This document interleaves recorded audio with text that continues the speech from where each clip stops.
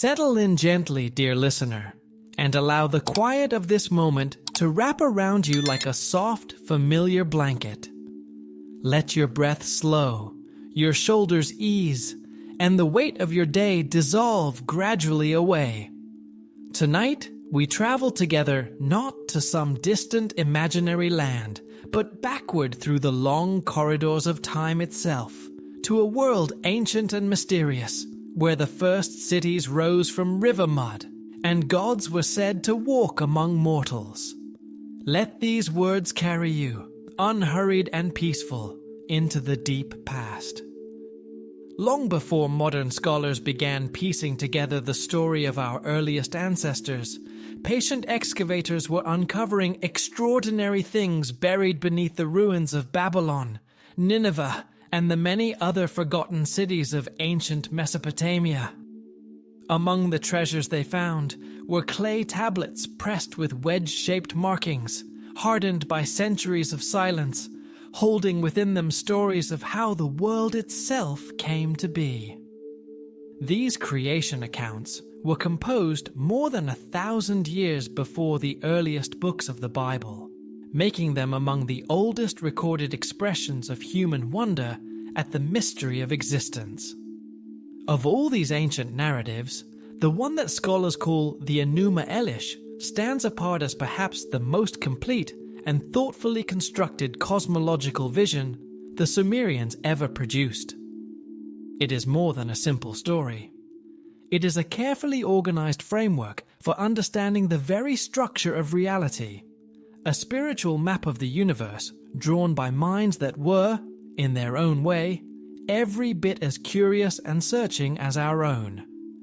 Unlike the later traditions that would come to imagine a single, all-powerful creator, bringing the world into being with calm intention, the Sumerian vision was wilder and more turbulent. In their telling, the universe was born not from peaceful intention, but from primordial chaos, shaped through divine conflict, and organized through hard-won victory. The Enuma Elish opens at the very beginning of all things, in a moment before heaven and earth existed as separate realities. At that time, two vast primordial oceans existed together in an undivided and formless unity. The first was Apsu, the great body of fresh water believed to lie beneath the earth, deep and still and eternal. The second was Tiamat, the salt sea, roaring and immense, her waters stretching endlessly in every direction. Together, their mingling gave rise to the first generation of divine beings, including Anu, who would eventually come to be recognized as the supreme deity of the heavens. As these younger gods grew in number and restlessness, their constant activity disturbed the ancient quiet that Apsu had always known. Troubled and weary, Apsu began to plot their destruction, wishing only for the silence that had existed before their birth. But Ea, the god of wisdom and magic, whose perceptions were sharp and whose knowledge ran deep, discovered this terrible plan before it could be carried out. Moving swiftly and with great cunning, Ea killed Apsu and established his own dwelling place upon the now defeated and still waters. This act of divine rebellion, dramatic and far-reaching in its consequences, set into motion a chain of events that would eventually lead to the rise of Marduk and the creation of the ordered universe as the Sumerians understood it. Marduk's place at the center of this creation myth tells us something deeply important about how Sumerian theology was organized. When Tiamat, grieving and furious at the death of Apsu, raised up a terrifying army of monsters and chaos creatures to seek her revenge, the younger gods found themselves utterly helpless before her ancient and overwhelming power. It was into this desperate situation that Marduk stepped forward, offering to champion the cause of the frightened gods. But he did not offer his help freely. In exchange for his willingness to fight, he demanded something of enormous significance: supreme authority over all of creation. Once his terms were accepted, Marduk armed himself with the four winds and took lightning itself as his weapon, then went to meet Tiamat in single combat. The battle the ancient scribes described was vivid and relentless. Marduk spread his great net to entangle the Chaos Dragon, then turned the winds against her, driving them into her open mouth until her body swelled and strained like something about to burst. At the moment when she was most distended, at the precise instant of her greatest vulnerability, he released an arrow that pierced straight through her heart. With Tiamat defeated, he split her body cleanly in two, and from those two halves he fashioned the vault of heaven above and the broad surface of the earth below. In this violent and dramatic act of cosmic carpentry, the ordered universe was born from the body of chaos itself. This separation of heaven and earth created the conditions in which the Anunnaki, those divine intermediaries who occupy such an important place throughout Sumerian religion, could fulfill their appointed roles.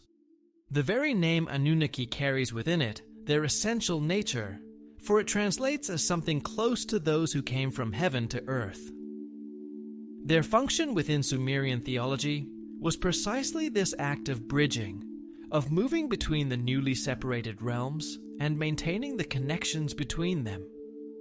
While the supreme gods remained in their celestial residences, the Anunnaki moved between worlds, participating actively in earthly affairs while never losing their divine nature. Ancient texts describe their numbers in different ways depending on the source consulted, placing them at either 300 or 600 in total, with roughly half stationed in the heavens and the remaining half dwelling on earth. This arrangement created what we might recognize as a kind of divine bureaucracy, a celestial administration that mirrored the earthly governmental structures familiar to Sumerian society, while simultaneously maintaining the cosmic order upon which all life depended. The responsibilities assigned to the Anunnaki extended far beyond simple observation of human activities. They served as judges in the great divine assemblies, administered the forces of nature, and intervened directly in the development of human civilization through acts of enormous consequence. It was through them that kingship was granted to worthy rulers, that cities were established in their proper places, and that essential technologies were passed down to human hands. The ancient epic known as the Atrahasis tells us that the Anunnaki originally performed all necessary labor themselves, digging canals with their own divine effort and maintaining the infrastructure that kept the cosmos functioning. When at last they grew weary of this endless burden, humanity was created to serve as a substitute workforce, and in that moment of divine exhaustion and practical necessity, the fundamental relationship between gods and mortals that would define all of Sumerian civilization was established. The theological concepts of An and Ki formed the twin pillars upon which the entire structure of Sumerian cosmology rested. These were not simply names for physical locations, for sky and earth. They were understood as active principles, living forces that governed all that existed, and encompassed everything above the surface of the earth, including the atmosphere that surrounded it, the gleaming stars scattered across the darkness, and the elevated dwelling places of the gods themselves. This celestial realm was understood to be solid in its nature, domed like an upturned bowl, constructed from the upper portion of Tiamat's divided body. According to the Enuma Elish, the stars that human eyes observed twinkling in the night were actually holes pierced through this great celestial vault, and through each of those openings poured the light of the cosmic ocean that lay beyond, infinite and luminous. This understanding of the heavens as a tangible mechanical structure, rather than an abstract infinite space, explains something remarkable about Sumerian astronomical observation. Because they believed the sky to be a physical thing, with predictable movements and measurable properties, They approached the observation of celestial bodies with extraordinary precision and discipline. Kai, the complementary principle, encompassed not merely the surface of the earth, but the entire terrestrial realm in its fullness, including the underworld lying beneath and all the forces associated with fertility, with agriculture, and with the whole rich texture of human civilization.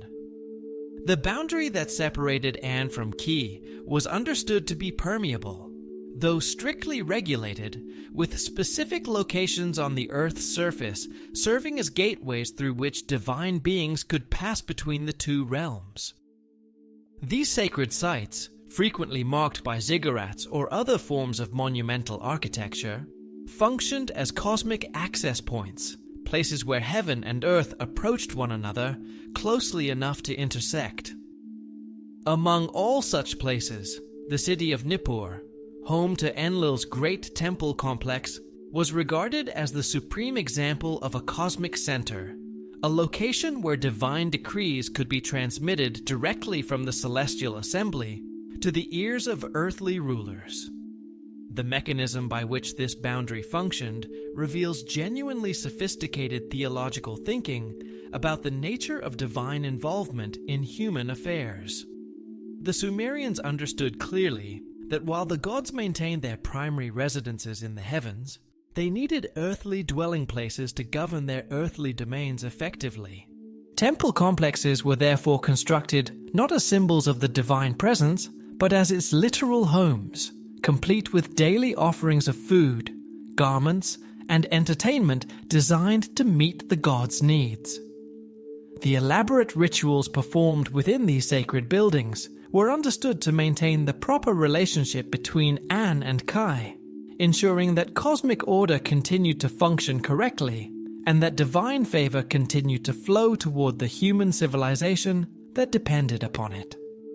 The sacred geography of ancient Mesopotamia was therefore far more than a collection of shrines and ceremonial spaces. It represented a living map of the cosmos itself, carefully maintained and constantly tended by generations of priests who understood their responsibilities in terms of cosmic consequence rather than mere religious custom.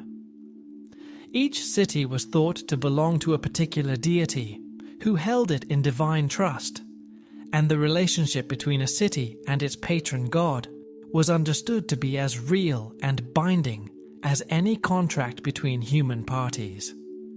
The city of Ur belonged to the moon god Nana, whose silver light regulated the calendar and the rhythms of agricultural life. The city of Nippur, as we have already noted, served as Enlil's earthly home and the spiritual center from which divine authority radiated outward to all of Sumer. The city of Eridu, said to be the oldest of all cities, was given into the care of Enki, whose connection to the cosmic waters made him the appropriate guardian of a settlement that had grown up where the rivers met the sea. This divine ownership of cities was not merely symbolic. The gods were understood to manage their cities through their temples, receiving the produce of the surrounding land as tribute and redistributing it through the temple economy in ways that sustained the entire population. Temple storehouses held grain against times of shortage. Temple workshops produced the specialized goods that ordinary households could not create for themselves. The great administrative apparatus of the Sumerian temple complex was simultaneously a religious institution, an economic engine, and a governmental body. All three functions fused together in ways that made separation unthinkable to the people who lived within these systems. The priests who managed these temples understood themselves to be servants of genuinely present divine beings, not guardians of empty symbols. The daily rituals of washing, clothing, feeding, and entertaining the god's statue were performed with the same careful attention one would show to a living and powerful ruler, because to the Sumerian mind, that is precisely what they were. Among the most puzzling and endlessly fascinating aspects of Sumerian literature are the antediluvian king lists.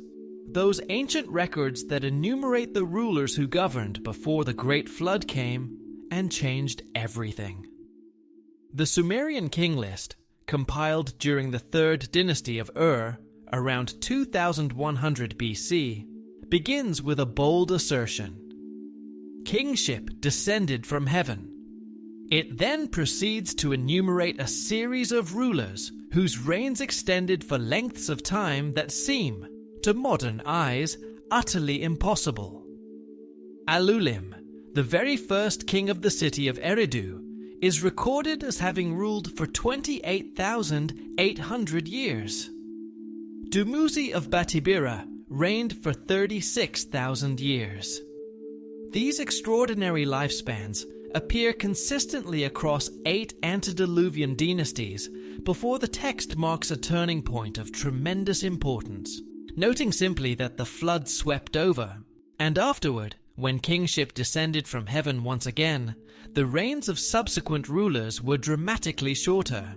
These extended reigns cannot simply be waved away as the products of mythological imagination, because they appear with remarkable consistency across multiple independent sources, and are presented within contexts that are otherwise historically grounded and administratively precise. The Weld Blundell prism, discovered at Larsa and providing the most complete surviving version of these records, treats the antediluvian period not as mythology, but as genuine historical chronology. The precision with which the figures are given, often specified down to individual years and months, suggests that the record keepers believed they were working with actual chronological data, rather than symbolic numbers designed to convey abstract meaning. The dramatic reduction in royal lifespans following the flood points towards something of enormous theological and cosmological significance, a fundamental transformation in the relationship between divine and mortal realms. The rulers of the antediluvian age appear to have possessed qualities that bridge the gap between human and divine nature, enabling them to maintain their positions of authority across millennia, while serving as direct intermediaries between their subjects and the gods. Sumerian texts tell us that these early rulers received their authority directly from the Anunnaki, who personally instructed them in the arts of governance and civilization. It is worth pausing here, in the gentle quiet of this hour, to consider what it might have meant to the ancient Sumerians to believe that their earliest kings had reigned not for decades, but for thousands of years. The concept does not appear to have troubled them, as it troubles us. For a civilization that understood time itself as a gift from the gods, administered through celestial mechanisms, and periodically reorganized by divine decision, the idea that a king might maintain his authority across geological epochs was perhaps no more surprising than any other feature of a divinely ordered universe. The antediluvian kings were not understood as simply very old men sitting on thrones for improbable lengths of time. They were conceived as beings of a different order entirely, figures who participated in both the divine and human realms simultaneously, whose extraordinary longevity was itself a mark of their semi-divine nature and their direct connection to the cosmic forces that governed all existence. The city of Eridu, where the first of these legendary kings was said to have ruled, holds a special place in Sumerian cosmological thinking that goes beyond its status as merely the oldest settlement. Eridu was understood to be the first city that the gods established on Earth, the place where civilization itself first took root in the alluvial soil of southern Mesopotamia. Archaeological evidence from the site confirms that it was indeed one of the earliest urban settlements in the region, with temple structures built one upon another across many generations in a sequence of continuous development that stretched back to the very beginnings of Sumerian culture. The earliest of these temple layers, small and simple by later standards, already demonstrates the architectural principles and ritual organization that would characterize Sumerian religious life for thousands of years to come. There is something deeply moving about the thought of those first builders laying their foundations in the mud of the ancient delta, unaware that they were inaugurating a tradition that would endure for millennia and leave its mark upon the entire subsequent history of human civilization. Archaeological evidence from ancient sites like Eridu and Uruk lends a kind of physical weight to these extraordinary claims. The earliest Sumerian settlements appear in the ground with sophisticated urban planning and advanced technological capabilities that seem to materialize suddenly, without the gradual developmental stages one would ordinarily expect. The transition from simple farming villages to intricate urban centers occurred with a speed that continues to puzzle researchers, lending at least circumstantial support to the Sumerian tradition that the arts of civilization were transmitted from divine sources rather than developed slowly through ordinary human innovation. The astronomical knowledge embedded throughout Sumerian texts reveals a level of sophistication that continues to challenge conventional assumptions about what ancient people were capable of understanding. The Mulapin tablets, compiled around 1000 BC, but preserving observational data that was far older, demonstrate precise comprehension of planetary motions, stellar positions, and calendar calculations of considerable complexity. These tablets describe the paths of Anu, Enlil, and Ea traced across the night sky, dividing the celestial sphere into 3 bands of 120 degrees each. This elegant system allowed Sumerian astronomers to track the movements of celestial bodies with remarkable accuracy and to make reliable predictions about eclipses, planetary conjunctions, and other astronomical events of religious and practical significance. The planet Venus, identified with the goddess Inanna and observed with particular intensity, was tracked so carefully that Sumerian astronomers could predict its position centuries into the future. The mathematical sophistication underlying all of these astronomical achievements reveals advanced understanding of numerical relationships and geometric principles that continues to impress modern scholars. The Sumerian base 60 number system, which we still employ today whenever we measure time in minutes and seconds or divide angles into degrees, enabled complex calculations involving planetary periods and the subtle mechanics of orbital motion. The accuracy of their mathematical models implies access to observational data spanning many generations, pointing toward institutional systems capable of preserving and refining knowledge across very long periods of time. The schools and academies where this astronomical knowledge was taught and preserved, known in Sumerian as the Adoba or tablet houses, were among the most important institutions in the ancient Mesopotamian world. Within their walls, students spent years memorizing lists of signs and their meanings, copying out mathematical tables, learning the complex cycles of the heavens, and absorbing the vast body of omens and interpretations that formed the practical working knowledge of a trained Babylonian astronomer priest. The curriculum was demanding and highly structured, beginning with the most basic elements of the cuneiform writing system and building gradually towards the most complex astronomical calculations and divinatory interpretations. Students who completed this course of study emerged as specialists of considerable social standing, their skills valued by temples, palaces, and private patrons throughout the ancient Near East. The existence of these institutions, sustained across many centuries with a consistency of curriculum and method that speaks to deep institutional roots, implies a tradition of knowledge preservation far older than the individual schools themselves. The clay tablets that these students used for practice, and that their teachers used for instruction, have survived in enormous numbers, giving us an extraordinarily detailed window into the educational life of the ancient Mesopotamian world.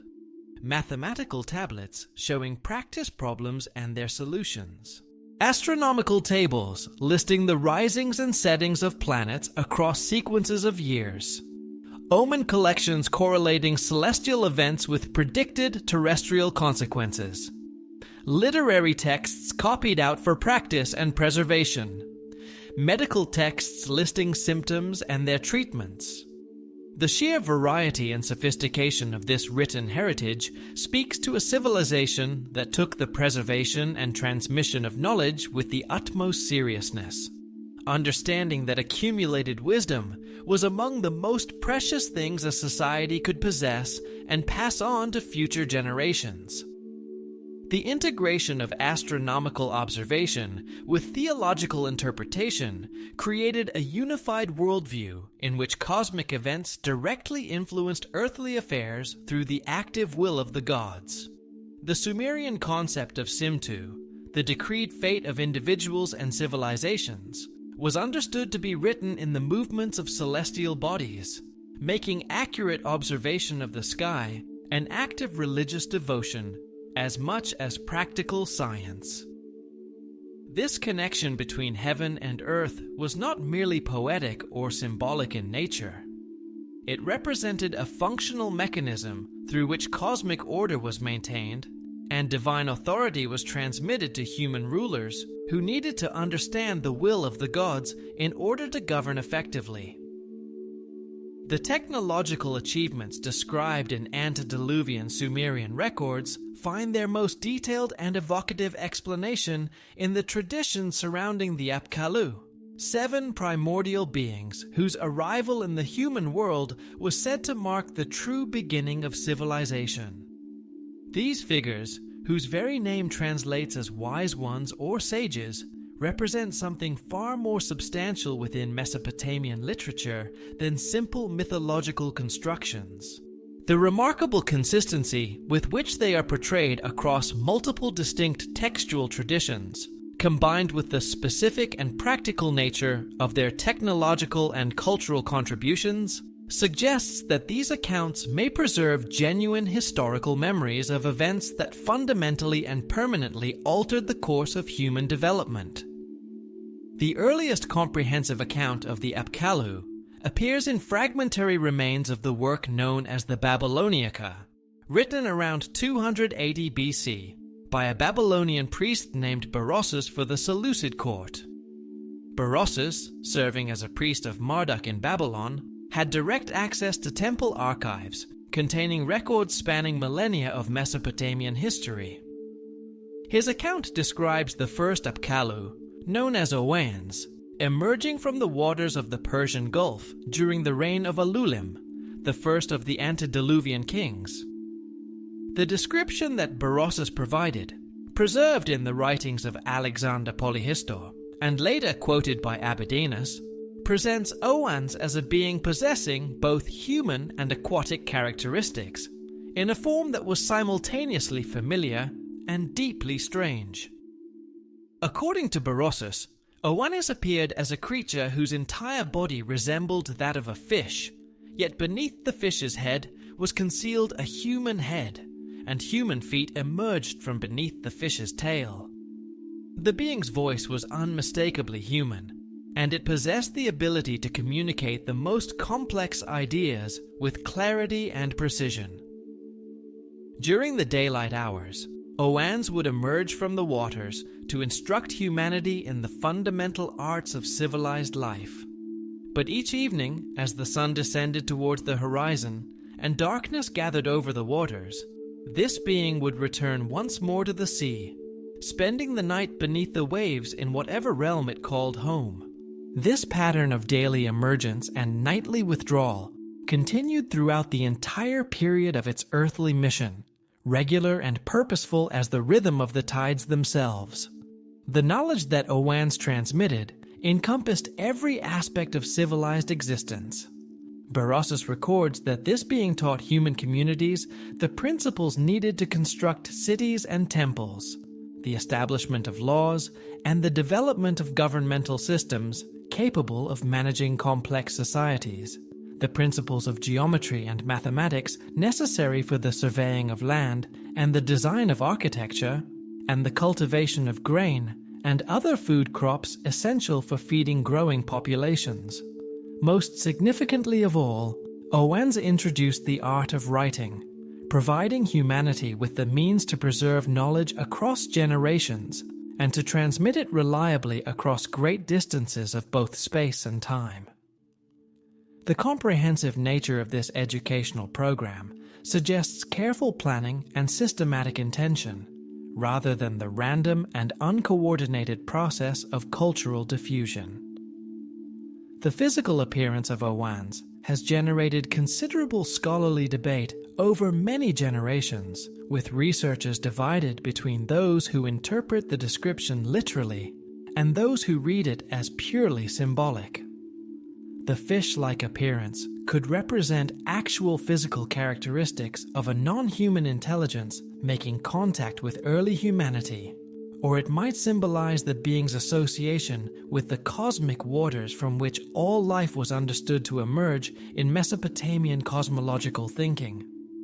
However, the specificity of the anatomical details described, the precisely concealed human head beneath the fish head, the human feet protruding unmistakably from the tail, suggests a quality of observational accuracy rather than purely symbolic invention. These details appear with consistency across multiple independent sources, indicating either a shared and carefully preserved historical memory or extremely systematic mythological development. There is a quality of extraordinary patience in the account of Owans that deserves quiet contemplation in the still hours of the night. Here is a being that came not once but daily, emerging each morning from the depths with the same unhurried purpose, teaching the same careful lessons, then withdrawing each evening without apparent frustration at the slowness of human understanding. The image suggests not a hasty intervention or a dramatic one-time revelation, but something more like the steady, rhythmic work of a gardener, tending plants that grow slowly toward the light. Whatever the ultimate nature of Owan is, the account preserved by Berossus presents a figure of remarkable patience and dedication, committed to a project of education and development that unfolded across an enormous span of time, without losing its essential character or direction. The Mesopotamian tradition preserves not only the memory of Owans himself, but also detailed accounts of the specific methods by which knowledge was transmitted from these primordial teachers to their human students.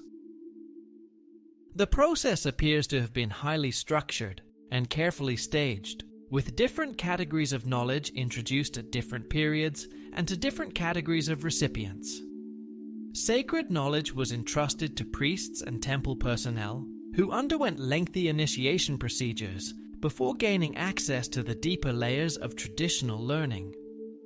Technical knowledge was passed to craftsmen and specialists through apprenticeship systems that combined practical instruction with ritual observance, recognizing that the skills of the smith and the architect were understood to have divine origins that demanded appropriate reverence.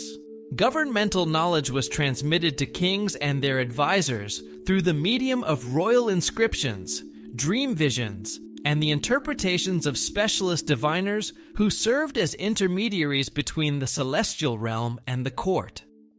The 6 additional Apkallu who followed Owans each possessed distinct areas of specialization and expertise. The second, known as Adapa in various textual traditions, focused particularly on religious practices and the proper conduct of temple rituals. Sumerian texts describe Adapa, the first human to receive divine wisdom directly, as becoming a prototype for all subsequent priests and religious functionaries. The epic that bears his name relates how this figure was granted access to the bread and water of life, substances that would have conferred immortality upon him, but was deceived into refusing these gifts, thereby forgoing eternal life for himself and, by extension, for all of humanity. The 3rd through 7th Apkallu continued this pattern of specialized instruction, with each focusing on particular aspects of civilized life.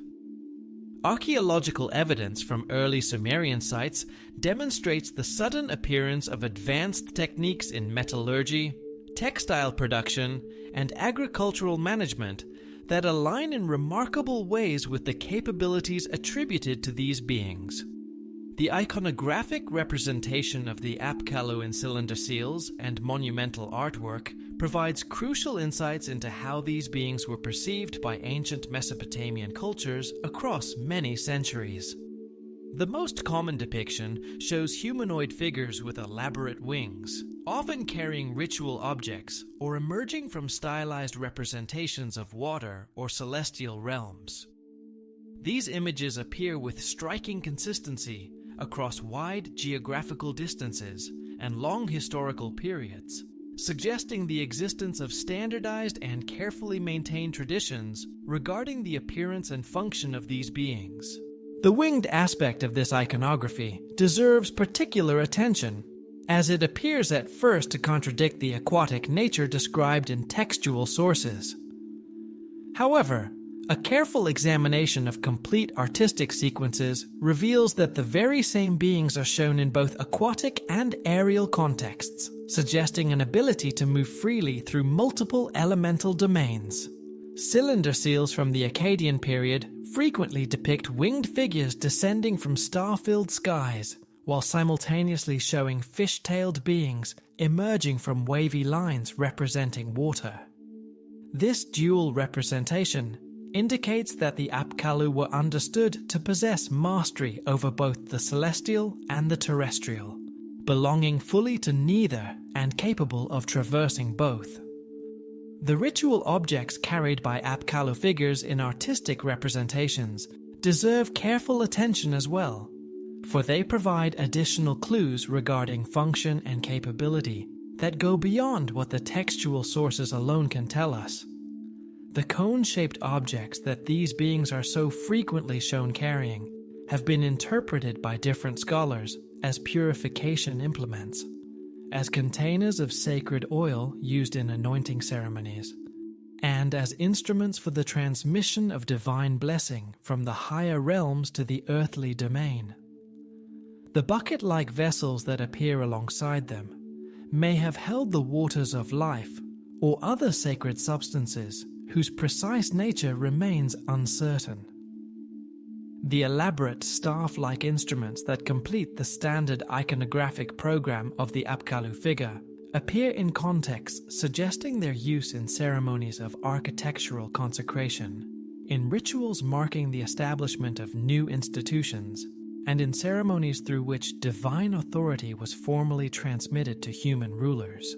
The extraordinary consistency of this iconographic program across centuries and across the entire geographical range of Mesopotamian culture speaks to something deeply important in how these beings were remembered and honored. A consistency that goes beyond aesthetic convention to suggest genuine continuity of tradition regarding beings who were understood to have played a foundational role in the emergence of human civilization. Cross-cultural analysis reveals striking and persistent parallels between Mesopotamian Apkallu traditions and similar accounts of divine teachers found throughout the ancient Near East and beyond. Egyptian texts describe the Neteru, divine beings who established civilization along the Nile during the pre-dynastic period known as Zep Tepi, the first time. Like the Apkallu, these beings were credited with introducing writing, mathematics, architecture, and religious practices to human populations who had previously known none of these things. The Egyptian accounts specify that the Neteru possessed advanced knowledge of both astronomy and engineering, enabling the construction of monuments whose precision continues to present serious challenges to modern capabilities of analysis and explanation. The Zoroastrian tradition preserves accounts of the Ameshaspentas, 7 divine beings who served as intermediaries between Ahura Mazda and humanity during the earliest period of creation. Each of these beings governs specific aspects of the natural world while simultaneously teaching humans the proper methods for engaging with those forces. The numerical correspondence with the 7 Apkallu, combined with their similar functions as divine instructors, suggests either common historical origins or systematic cultural exchange between Mesopotamian and Persian traditions, reaching back into the earliest periods. Hindu literature contains references to the Saptarishi, 7 primordial sages who transmitted divine knowledge to humanity during previous cosmic cycles. The Puranas describe these beings as possessing extraordinary lifespans and the ability to travel between different realms of existence. Their role as civilizers and teachers of sacred knowledge mirrors precisely the function attributed to the Mesopotamian Apkallu, while their association with specific constellations connects them to astronomical observation traditions that parallel Sumerian celestial science. The consistency of these cross-cultural parallels extends beyond mere functional similarities to include specific details regarding the nature and the timing of divine instruction. Multiple ancient traditions describe an intensive period of cultural development following the arrival of divine teachers, succeeded by a great catastrophe that brought direct divine-human interaction to an end. The flood narratives found throughout Near Eastern literature consistently place this transition at the boundary between the age of divine instruction and the beginning of purely human civilization, as though marking a door that was opened and then closed, perhaps forever. The flood itself, as preserved in the various Mesopotamian accounts, deserves more careful attention than it is sometimes given in discussions that treat it merely as a backdrop for the more dramatic stories of divine intervention. The Sumerian flood narrative, which predates the biblical account of Noah by many centuries, presents the inundation not as a simple punishment for human wickedness, but as a complex event within the larger story of divine management of the world. The flood was decreed in the divine assembly, carried out through the agency of Enlil, and secretly circumvented through the warning given by Enki to the righteous king Ziusudra, who built his vessel and preserved the seeds of life against the overwhelming waters. The survival of Ziusudra was not accidental, but deliberate, the result of a quiet act of divine compassion operating within and around the official decree of destruction. This nuanced picture of the flood as simultaneously an act of divine justice, an expression of divine frustration with human noise and disruptiveness, and an opportunity for renewal and new beginning, reveals sophisticated theological thinking about the nature of divine-human relationships and the complex interplay of cosmic forces that govern the world. After the waters receded, the world that emerged was understood to be fundamentally different from the world that had existed before. The antediluvian kings, with their impossible lifespans and their semi-divine natures, were gone, replaced by a new order of merely human rulers whose authority descended from heaven through more attenuated channels.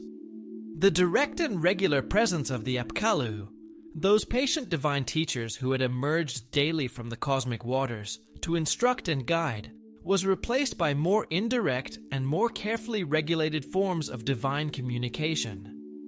The dream, the omen, the interpretation of celestial signs, the examination of sacrificial entrails, all of these became the primary channels through which the gods made their will known to the human world, channels that required specialist training to interpret, and that introduced a layer of mediation between the divine and human realms that had not existed in the antediluvian period. The technical knowledge attributed to the Apkallu in Mesopotamian sources demonstrates sophisticated understanding of engineering principles, astronomical observation, and mathematical calculation of a high order. Sumerian texts credit these beings with establishing the foundation measurements used in temple construction, creating the standardized weights and measures that made complex trade networks possible, and developing the calendar systems that governed both religious festivals and agricultural cycles. The precision of these systems, particularly the astronomical calculations that underpinned Mesopotamian timekeeping, suggests access to observational data and mathematical techniques that exceeded the apparent capabilities of Bronze Age civilizations working through ordinary processes of trial and error. The architectural principles transmitted by the Apkallu appear most clearly in the design and construction of ziggurats, those massive stepped temple complexes that dominated the skylines of Mesopotamian cities like mountains rising from the flat alluvial plain. These structures incorporated sophisticated knowledge of load-bearing engineering, drainage systems, and astronomical alignment that enabled them to endure for millennia across difficult environmental conditions. The mathematical ratios governing ziggurat proportions demonstrate understanding of geometric principles that would not be formally expressed in Western mathematics until the classical period. The consistent application of these principles across different cities and different historical periods indicates systematic transmission of architectural knowledge through well-established educational traditions. The ziggurat was not simply a large building, but a carefully conceived cosmic instrument, its form deliberately evoking the mountain that was understood in Sumerian cosmology to be the meeting point between the earthly and divine realms.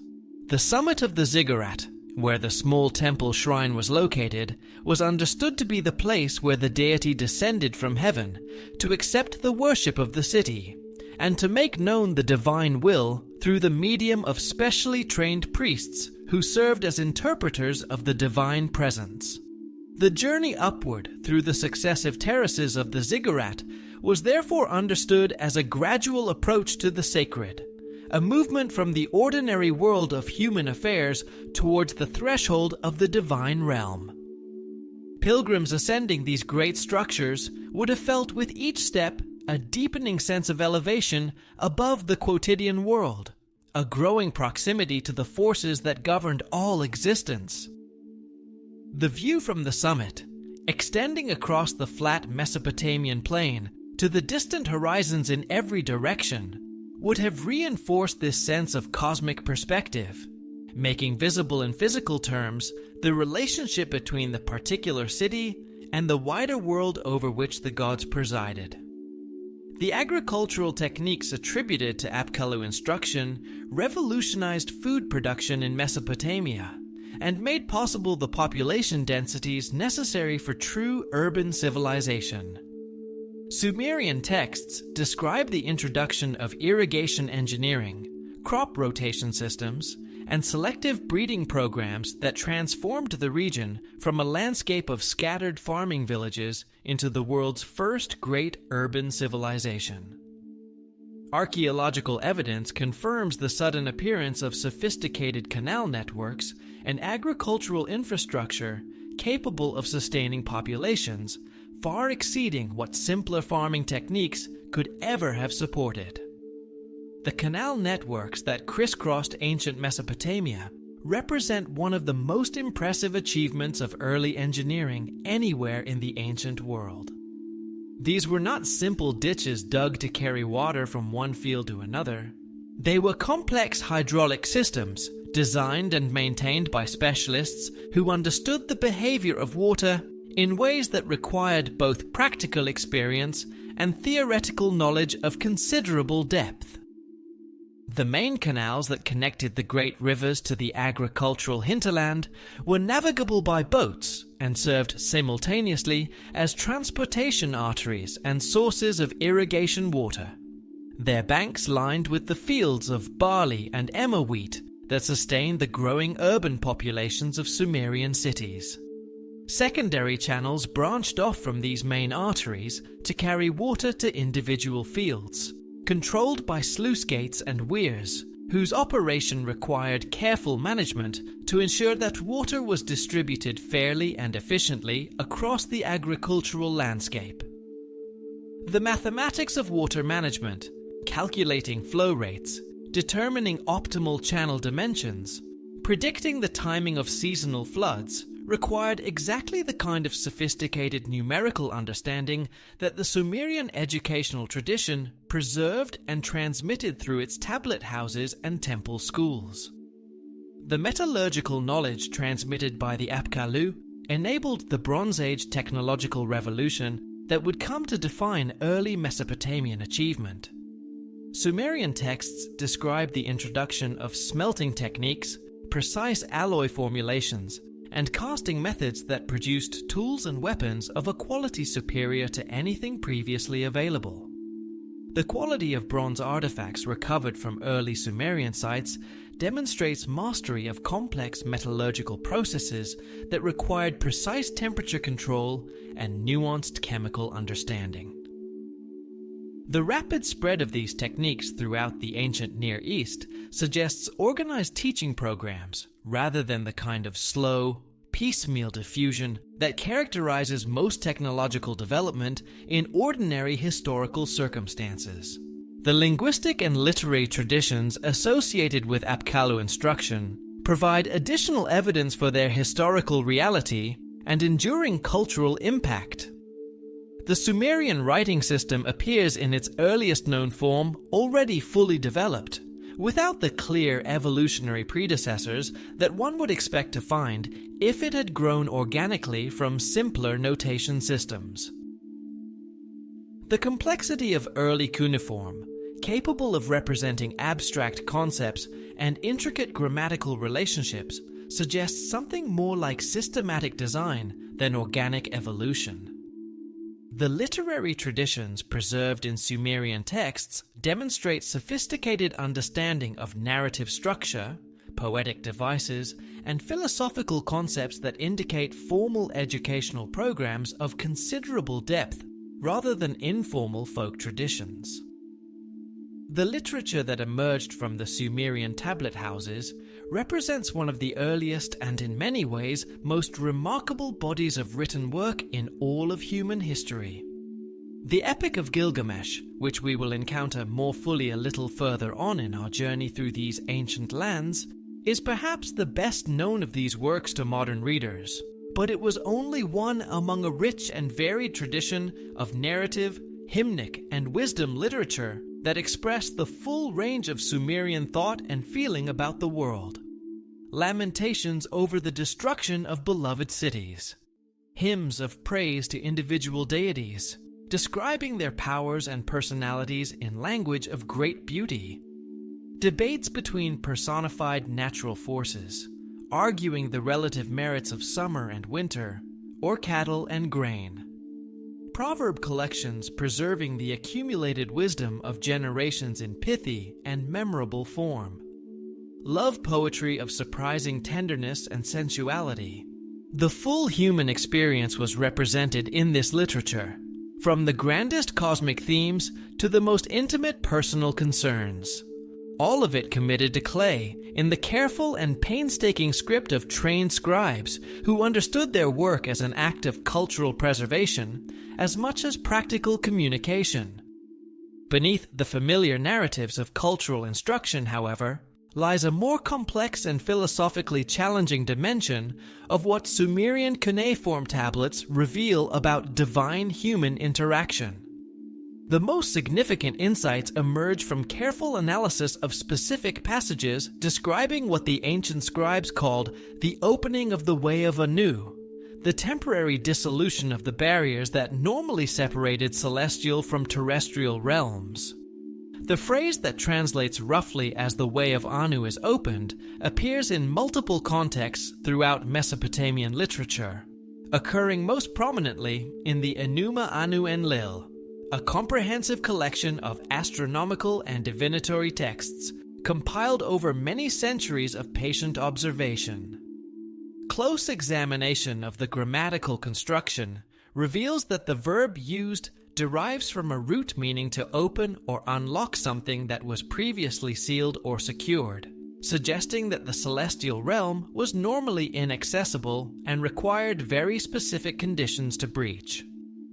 The most detailed description of this opening process appears in the Enuma Elish itself, where Marduk, having established cosmic order following his victory, fixed the positions of the great gods, defined the year, and organized its divisions. The crucial passage describes how he opened gates in both directions and made strong the locks on left and right. The term used specifically denotes a fortified gate or entrance capable of being sealed or opened according to divine will. And the reference to locks suggests that these cosmic boundaries were designed not only to prevent unauthorized passage, but to allow carefully controlled access under specific and extraordinary circumstances. The mechanism of celestial opening becomes clearer through analysis of ritual texts from the Neo-Assyrian period, particularly the Namburbi rituals designed to avert disasters predicted by unfavorable astronomical signs. These texts describe elaborate ceremonies performed when observation of the heavens indicated threatening divine activity. The rituals consistently reference the need to seal a breach or close an opened way through precise offerings and specific incantations. The language employed indicates that these openings occurred naturally according to the mechanics of celestial movement, but could be artificially induced or prevented through appropriate ritual intervention by trained specialists who understood the protocols involved. The astronomical context of these openings emerges with particular clarity from study of the Mul-Apin tablets and related astronomical series, which identify specific stellar configurations associated with periods of heightened divine activity. The texts describe certain conjunctions of planets and stars as times when the boundary between the divine and mortal realms becomes especially permeable, when the gods descend more readily to communicate their will, or when the influence of celestial forces upon earthly affairs is most directly felt. The precision with which these astronomical markers are described suggests that ancient observers recognized recurring patterns in the movements of celestial bodies that correlated, according to their understanding, with changes in the permeability of the cosmic boundary. The mathematical accuracy of the astronomical predictions associated with these periods implies access to observational records spanning many generations, further supporting the picture of sophisticated institutional knowledge preservation that emerges from so many other aspects of the Mesopotamian record. The Epic of Gilgamesh contains several passages that describe direct divine intervention occurring precisely during periods when cosmic barriers were temporarily dissolved. The encounter between the great hero Gilgamesh and the flood survivor Utnapishtim takes place after Gilgamesh has crossed the waters of death, a journey requiring passage through normally impassable cosmic boundaries.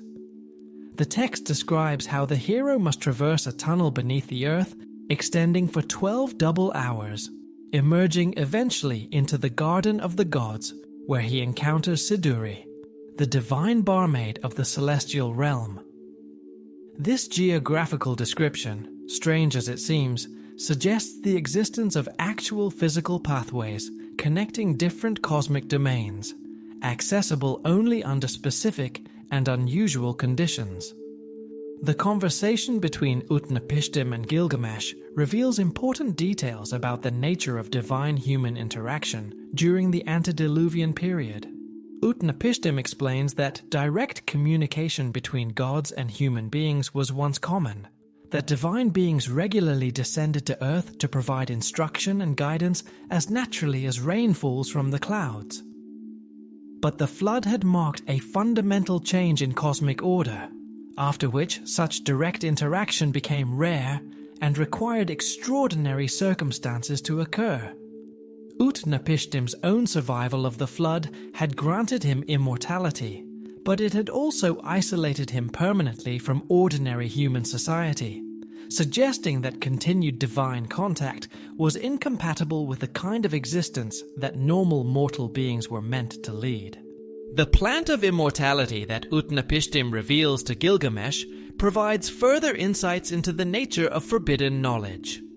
The text locates this plant at the bottom of the cosmic ocean, accessible only through a dangerous underwater journey of great difficulty. The specific location and the extreme challenge of obtaining it suggest that immortality was not simply withheld from humanity out of indifference, but was actively protected behind cosmic barriers designed to prevent unauthorized access. The serpent's theft of the plant, while Gilgamesh bathed, reinforces the recurring theme that certain forms of knowledge, however tantalizing they may appear, remain ultimately beyond human reach, despite moments of divine generosity. The figure of Gilgamesh himself deserves a moment of quiet reflection, for he represents something important, not only in Sumerian literature, but in the broader human story. He was said to be 2/3 divine and 1/3 human, a being who straddled the boundary between the mortal and immortal realms in his very physical constitution. His great quest, which begins with the celebration of heroic friendship and the conquest of monsters, and ends with the desperate search for immortality and the acceptance of its impossibility, traces in narrative form the arc of a fundamental human question that every civilization in every era has struggled to answer. What is the meaning of a life that ends? What is worth achieving in the time that we have? How should we understand our relationship to the forces that created us and that will outlast us? The answers that the Sumerian tradition offered through the mouth of the scorpion man who guarded the entrance to the underworld, through the words of Siduri the divine barmaid, advising the wandering hero to appreciate the pleasures of ordinary life, through the final wordless return of Gilgamesh to his city of Uruk to contemplate its walls, are answers that still resonate across the vast distance of time that separates us from the civilization that first gave them literary form. The Adapa myth, preserved in fragmentary form from the Amarna archive, describes how the first human sage was summoned to appear before Anu himself in heaven, required to answer for the offense of breaking the wing of the south wind. The journey to the celestial court required passage through 7 successive gates, each guarded by different divine beings who demanded specific passwords and precise ritual observances before allowing the traveler to proceed. The detailed description of this celestial geography suggests systematic knowledge of cosmic structure, rather than the loose and impressionistic imagery one might expect from purely symbolic mythology. The crucial moment in the Adapa narrative arrives when Anu offers the sage the bread and water of life, substances that would have granted him immortality. However, Ea had previously warned Adapa to refuse any food or drink offered in heaven, advice that ultimately prevented humanity's acquisition of eternal life. The text presents this deception as necessary to maintain cosmic order, suggesting that unlimited divine knowledge concentrated in a single mortal being would fundamentally disrupt the established and carefully maintained relationship between mortal and immortal realms. The mathematical and astronomical knowledge preserved in Sumerian texts demonstrates capabilities that exceed conventional expectations for Bronze Age civilizations, in ways that become increasingly difficult to explain through ordinary historical processes. The Venus tablet of Amisaduqa records observations of planetary movements with accuracy that requires systematic data collection spanning multiple centuries of uninterrupted observation. The tablet's calculations of Venus's synodic period achieve precision within minutes of the values obtained through modern astronomical measurement, indicating access to observational techniques and mathematical methods of genuine sophistication. The Plimpton 322 tablet, dating to approximately 1800 BC, contains a systematic list of Pythagorean triples demonstrating advanced understanding of mathematical relationships that would not be formally recognized in Western academic traditions until classical Greek times, many centuries later. The astronomical knowledge embedded in temple architecture reveals additional evidence of advanced technical capabilities applied with systematic consistency. The orientation of major ziggurats corresponds precisely to specific stellar positions and planetary alignments that required accurate measurement and long-term observation to achieve. The consistent application of these astronomical principles across different construction sites and different historical periods indicates institutional knowledge preservation spanning many generations of specialist practitioners. The antediluvian Sumerian records contain references to the Tablets of Destiny, documents of cosmic importance whose nature and function illuminate how divine knowledge was understood to operate throughout the universe.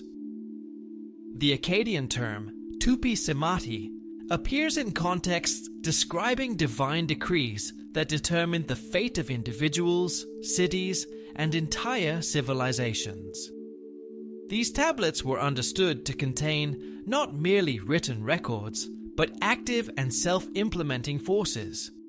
The fundamental laws governing cosmic order, accessible only to the highest-ranking divine beings, and occasionally revealed to selected human intermediaries under circumstances of extraordinary necessity. The most detailed description of these tablets appears in the myth of Zu, where a divine bird demon steals them from Enlil, thereby gaining control over cosmic forces of terrifying scope. The narrative describes how possession of the tablets grants absolute authority over natural phenomena, the power to command other divine beings, and direct knowledge of future events. The desperate urgency of the gods' efforts to recover the tablets illustrates their absolutely fundamental importance to the maintenance of universal order. The mechanism by which information from the Tablets of Destiny was transmitted to humanity appears in several contexts throughout Mesopotamian literature. The most common method involved dream visions, where divine beings would appear to selected individuals to reveal specific aspects of cosmic knowledge. The precision and consistency of these revelations across different recipients suggests systematic rather than random transmission. The recipients invariably held positions of religious or political authority, indicating that access to divine knowledge was carefully controlled and directed toward maintaining established social hierarchies. The Sumerian king lists preserve references to rulers who received direct instruction from divine beings through supernatural means, with one antediluvian king described as being taken up to heaven, where he was taught the secrets of divination by celestial beings, learning to interpret oil on water, observe the liver of sacrificial animals, and read the movements of cedar smoke, techniques that formed the foundation of Mesopotamian divinatory practice. The systematic knowledge transmission described so consistently throughout Mesopotamian texts finds its most compelling physical validation in the material evidence scattered across archaeological sites throughout the ancient Near East. The period spanning approximately 3,500 to 2,500 BC witnessed a series of dramatic events that align with remarkable precision to Sumerian chronologies describing divine interventions and cosmic disruptions. Geological cores extracted from the Black Sea region reveal dramatic environmental changes occurring around 3,200 BC, precisely coinciding with the Sumerian accounts of the Great Flood and the subsequent reorganization of divine authority on Earth. The sediment layers show evidence of massive freshwater influx, followed by rapid saltwater intrusion, indicating catastrophic breaching of natural barriers that had previously maintained the separation of the Black Sea from Mediterranean waters. The Ryan-Pittman hypothesis, developed through extensive and painstaking geological analysis, demonstrates that this catastrophe occurred with devastating and terrifying speed, raising water levels by more than 500 feet within the space of a few decades. The acoustic profiles of the Black Sea floor reveal submerged river channels and coastal settlements that confirm human habitation in areas now lying beneath hundreds of feet of dark water. Radiocarbon dating of organic materials preserved in these underwater sites clusters remarkably around 3,200 to 3000 BC, establishing a precise chronological framework that matches Sumerian flood narratives with an accuracy that is difficult to dismiss as coincidence. Archaeological excavations at Tel Es-Sawan and other early Mesopotamian sites reveal sudden abandonment layers dating to this same general period, followed by immediate reoccupation, employing significantly more advanced construction techniques and urban planning principles than had been present before. The transition occurs without gradual developmental phases, suggesting that displaced populations arrived carrying fully developed civilizational knowledge rather than rebuilding slowly through local innovation. The ceramic assemblages from these reoccupation layers demonstrate technical sophistication in firing techniques, decorative methods, and functional design that represents a quantum leap beyond earlier local traditions. The astronomical records preserved in Sumerian texts describe celestial phenomena that correspond to documented cosmic events occurring during the 4th millennium BC.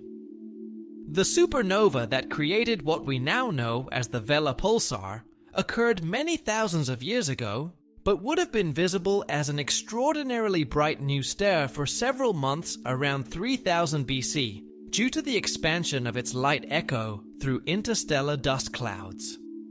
This celestial phenomenon would have appeared as a brilliant new star in the constellation associated with Enlil, the Sumerian god of atmospheric forces and divine authority, precisely at the time when Sumerian accounts describe Enlil's assumption of supreme power following the flood and the establishment of a new cosmic order.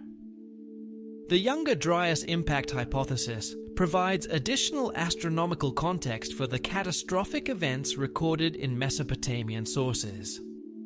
Evidence from Greenland ice cores indicates a massive cosmic impact around 10,900 BC that initiated rapid climate change and widespread environmental disruption.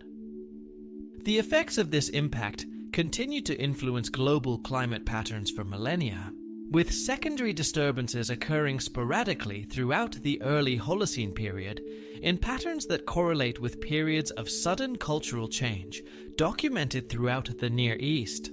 The magnetic field reversals documented in paleomagnetic studies reveal periods of geomagnetic instability that would have dramatically affected the Earth's protective magnetosphere. During these reversal events, increased cosmic radiation reaching the planet's surface would have caused climate disruption and enhanced auroral displays visible at much lower latitudes than normal. The Sumerian descriptions of fire in the sky and the heavens burning correspond to periods when geomagnetic reversals would have created spectacular auroral phenomena visible throughout Mesopotamia, phenomena that to ancient eyes would have appeared as unmistakable signs of divine presence and activity in the celestial realm. The archaeological puzzle of Sumerian technological advancement becomes even more pronounced when examined through the lens of detailed metallurgical evidence. The Nahal Mishmar hoard, discovered in Israel and dating to approximately 3,500 BC, contains more than 400 copper objects created using lost wax casting techniques that would not be independently developed in other regions for centuries afterward. Chemical analysis of these early bronze artifacts reveals alloy compositions that optimize strength, durability, and workability in ways suggesting systematic experimentation guided by theoretical understanding rather than gradual accidental discovery. The tin sources required for bronze production were located hundreds of miles from early Sumerian cities, indicating extensive and well-organized trade networks that appear fully developed without apparent evolutionary predecessors in the archaeological record. The sudden appearance of monumental architecture throughout Mesopotamia during the Uruk period provides compelling additional evidence for rapid technological transfer rather than slow organic development. The construction of massive temple complexes required advanced knowledge of load-bearing engineering, foundation preparation, and material science that appears without clear developmental stages in what has been preserved of the archaeological record. The White Temple at Uruk, dating to approximately 3200 BC, incorporates architectural features that require sophisticated planning and engineering knowledge of a high order, including drainage systems demonstrating understanding of soil mechanics and precise astronomical alignments, indicating mathematical calculations, requiring institutional knowledge preservation spanning multiple generations. The urban planning evident in early Sumerian cities reveals systematic application of principles optimizing water management, traffic flow, and defensive capabilities in ways that suggest coordinated design rather than haphazard growth. The layout of individual cities demonstrates sophisticated understanding of hydraulic engineering, with canal systems providing both transportation and irrigation, while maintaining proper drainage to prevent the soil salinization that would eventually contribute to the decline of Mesopotamian agricultural productivity in later centuries. The divine hierarchy of the Anunnaki pantheon, as preserved in Sumerian administrative texts and religious literature, functioned as a cosmic bureaucracy that mirrored earthly governmental systems while maintaining strict protocols for the distribution of divine authority and specialized knowledge.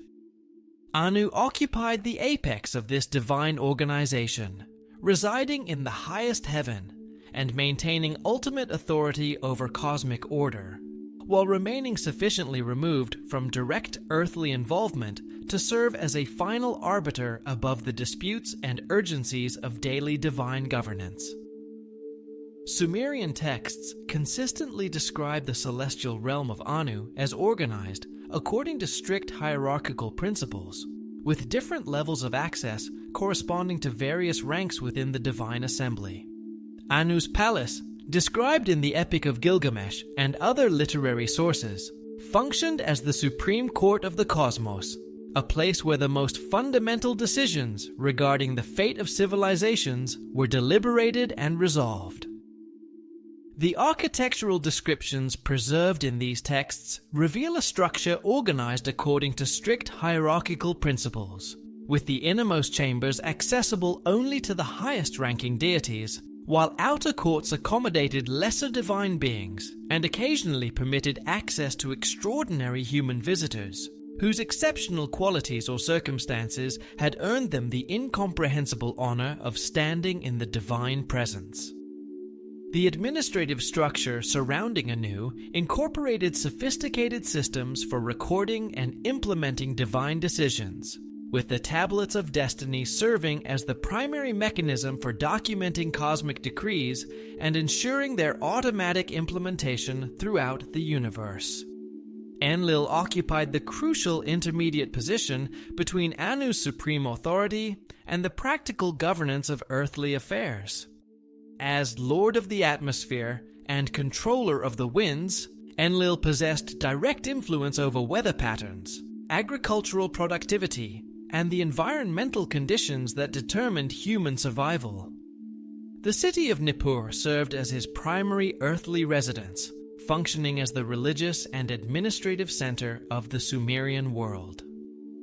Archaeological excavations at Nippur have revealed administrative archives containing thousands of cuneiform tablets that document the practical implementation of religious authority in human affairs, sophisticated bureaucratic systems managing temple economies, coordinating festival calendars, and maintaining communication networks linking Nippur with cities throughout Mesopotamia. Enlil's authority extended beyond simple weather control to encompass the cosmic forces maintaining the boundary between heaven and earth. Sumerian texts describe him as controlling what they called the bond of heaven and earth, the fundamental force preventing cosmic chaos while allowing controlled interaction between divine and mortal realms. This responsibility required constant vigilance and active intervention to maintain proper cosmic order, which explains why Enlil appears so much more frequently in texts dealing with immediate human concerns than the more remote and elevated figure of Anu. The divine assembly convened under Enlil's authority included representatives from all major aspects of cosmic governance, creating a comprehensive system for managing universal affairs, whose deliberative procedures are described in the Atrahasis Epic with a detail that suggests intimate familiarity with the protocols of divine governance rather than mere mythological invention. Enki represented the third major component of the supreme divine triad, governing the cosmic waters beneath the earth and serving as the primary source of wisdom and practical technical knowledge transmitted to humanity. Unlike Anu's remote and elevated authority, or Enlil's atmospheric dominion, Enki maintained direct and continuous interaction with human civilization through the transmission of practical knowledge and the active support of human development. Sumerian texts consistently portray him as humanity's advocate within the divine assembly, often working quietly and cleverly to mitigate harsh decisions made by other deities. The city of Eridu served as Enki's primary earthly residence and the legendary first city established by the gods, and archaeological evidence from Eridu reveals continuous occupation spanning several millennia, with temple structures demonstrating remarkable architectural continuity and increasingly sophisticated construction techniques in the earliest levels. Enki's domain over the Abzu, the freshwater ocean beneath the earth, provided him with control over the fundamental life-giving forces that sustained all terrestrial existence. Sumerian cosmology understood the Abzu as the source of all rivers, springs, and groundwater, making Enki's authority essential for agricultural productivity and human survival.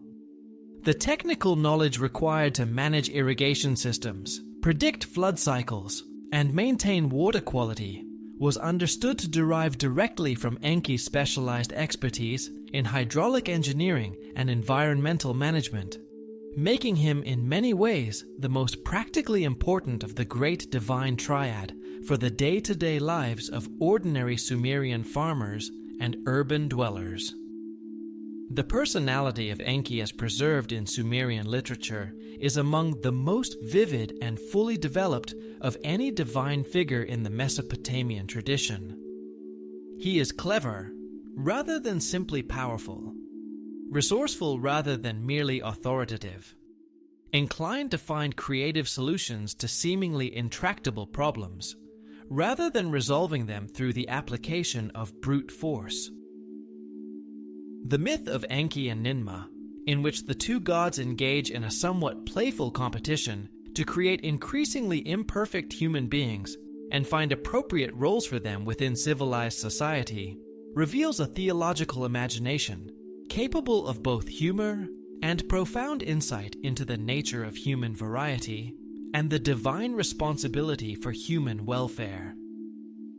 The myth of Enki and the world order, in which Enki makes a great journey through the world, assigning divine functions and technical knowledge to each domain of existence, presents a picture of systematic and comprehensive divine administration that reflects the Sumerian understanding of a cosmos governed not by arbitrary will, but by established principle and careful management. The transmission of divine knowledge through the Me system represents one of the most sophisticated aspects of Mesopotamian theological thinking.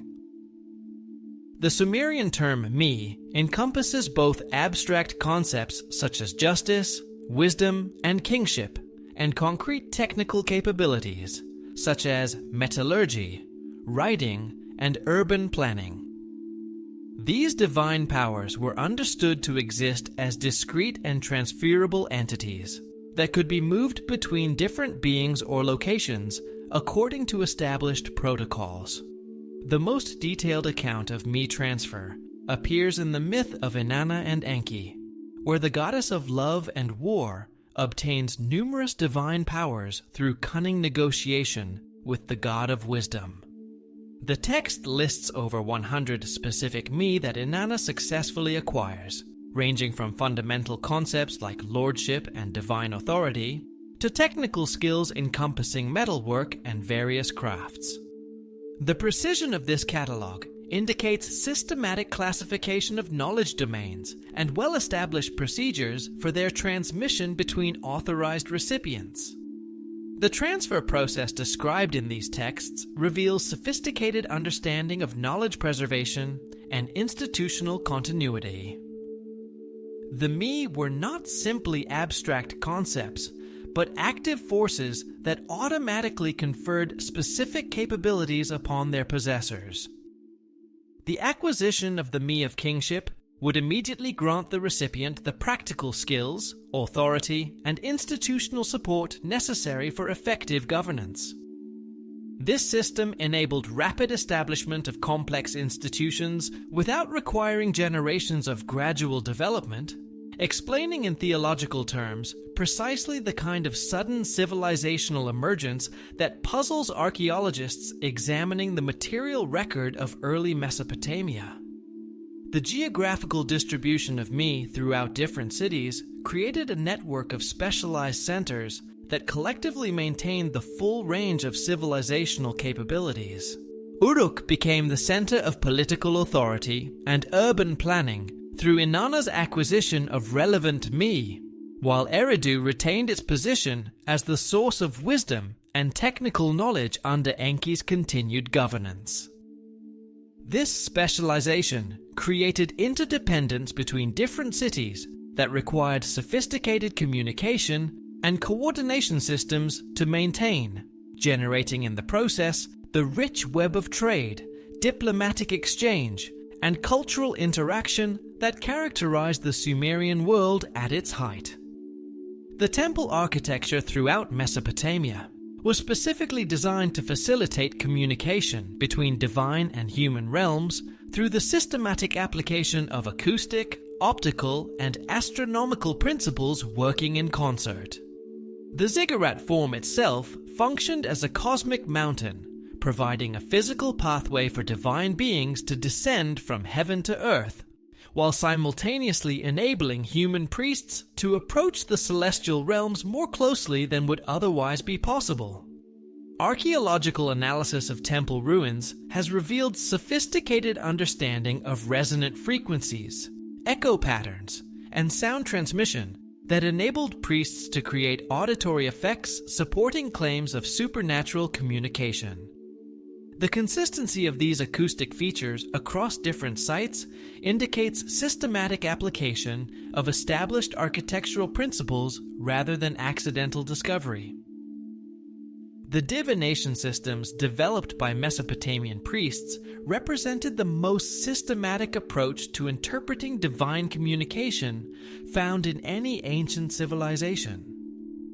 The examination of sacrificial animal organs, particularly the liver, followed standardized procedures correlating anatomical variations with predicted future events according to complex symbolic systems.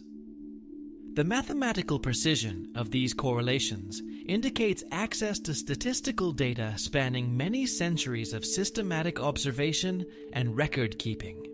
The astronomical divination preserved in the Enuma Elish series demonstrates similar sophistication in correlating celestial phenomena with terrestrial events, describing specific planetary configurations, eclipse patterns, and stellar positions that correspond to predicted political developments, natural disasters, and social changes. The training programs required to master these divination techniques involved decades of intensive study within established educational institutions that preserved and transmitted specialized knowledge across generations.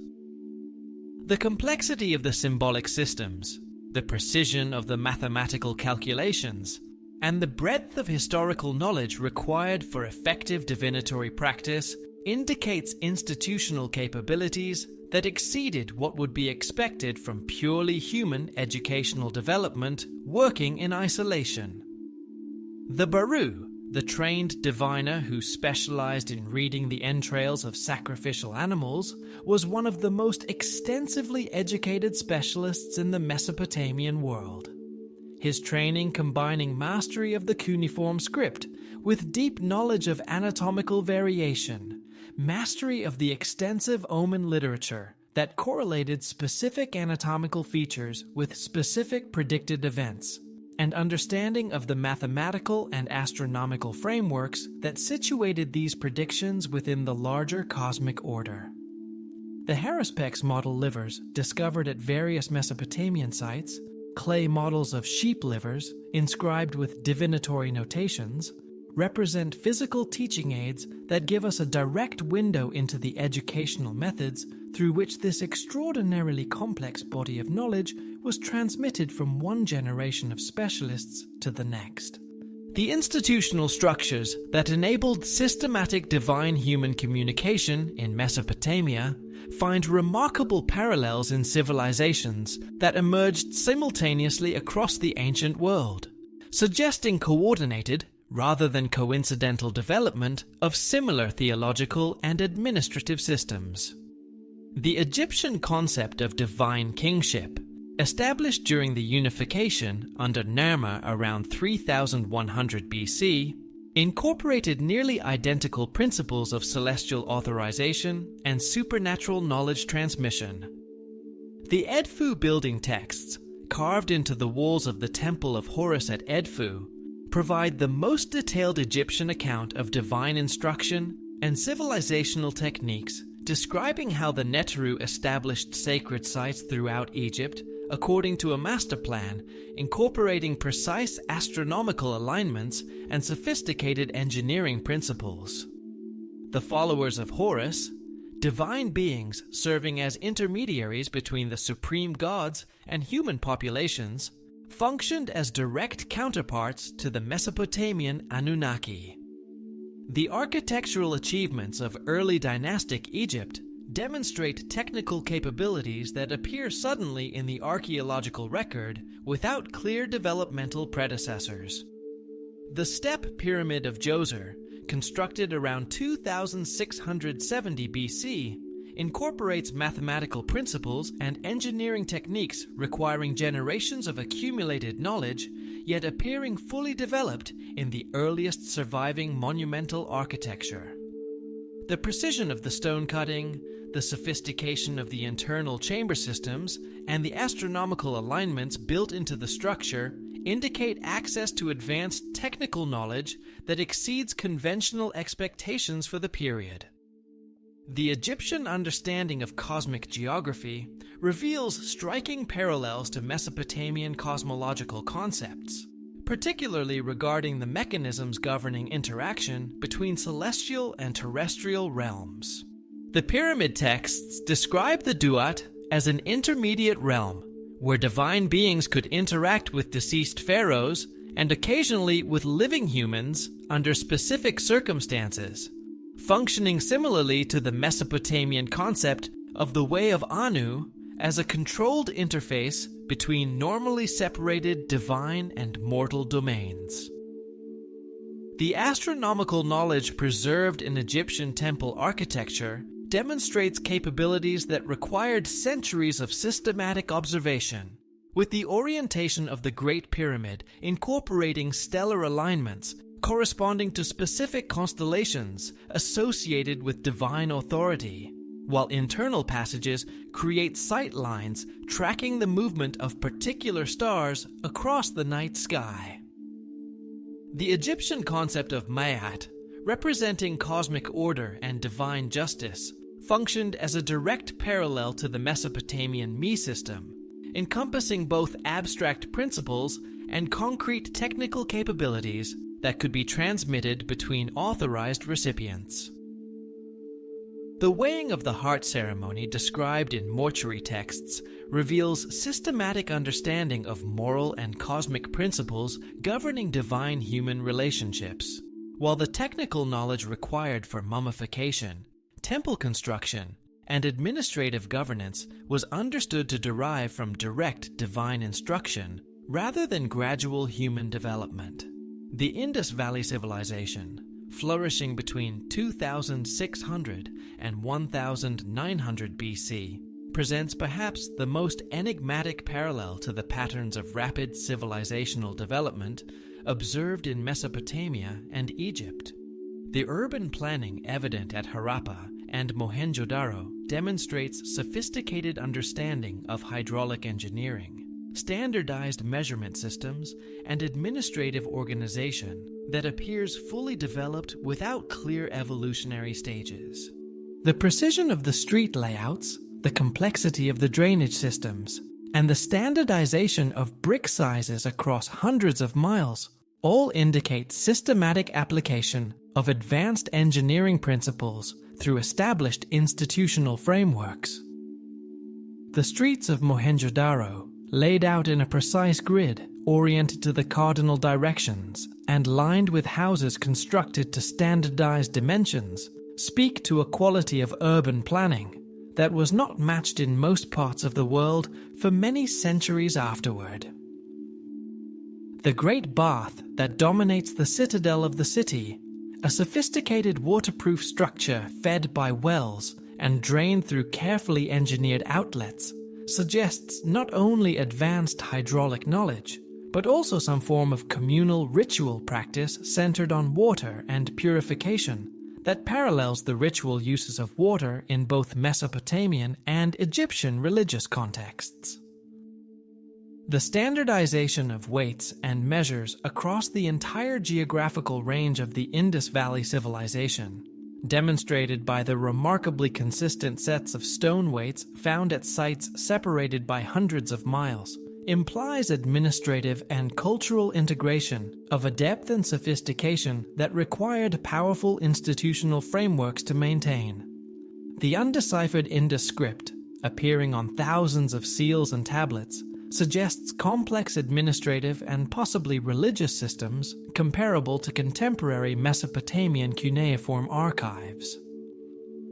The consistency of the script across the entire geographical range of the civilization indicates standardized educational systems and institutional continuity requiring sophisticated organizational capabilities. The astronomical alignments built into major Indus cities demonstrate knowledge of celestial mechanics that parallels the advanced astronomical systems documented in both Mesopotamian and Egyptian sources. The sudden abandonment of Indus Valley cities around 1900 BC coincides with climate changes documented in paleoclimatic records and correlates with periods of political instability throughout the ancient Near East. The systematic nature of this abandonment, with evidence of planned evacuation rather than catastrophic destruction, suggests coordinated decision-making processes, indicating sophisticated governmental and possibly supernatural guidance in managing civilizational transitions. The populations that departed these cities carried their knowledge with them into the interior of the subcontinent, where it merged with other traditions to give rise eventually to the rich and varied cultures of historical India. Hindu literature preserves detailed accounts of divine instruction during previous cosmic cycles that parallel both Mesopotamian and Egyptian traditions of supernatural knowledge transmission. The Puranas describe the Saptarishi, 7 primordial sages who transmitted divine wisdom to humanity during each cosmic age, functioning as direct counterparts to the Mesopotamian Apkallu and the Egyptian Neteru. These beings possessed extraordinary lifespans, the ability to travel between different cosmic realms, and comprehensive knowledge of all civilizational techniques necessary for human development. The Vedic accounts of divine intervention describe specific technological capabilities, including descriptions of aerial vehicles operated by divine beings with technical details regarding propulsion systems and navigation techniques, whose precision and consistency across multiple independent textual traditions suggests preservation of actual technological knowledge rather than purely mythological invention. The astronomical knowledge preserved in Vedic literature demonstrates understanding of celestial mechanics that required systematic observation spanning many centuries. The Surya Siddhanta contains mathematical calculations of planetary periods, eclipse predictions, and stellar positions achieving accuracy comparable to modern astronomical measurements. The sophistication of these calculations indicates access to observational data and computational techniques that exceed conventional expectations for ancient civilizations, suggesting either extremely long periods of systematic observation or transmission of knowledge from external sources whose nature remains a subject of scholarly debate. The Chinese historical records preserve accounts of divine instruction that parallel the patterns documented in Western, Asian, and Egyptian sources.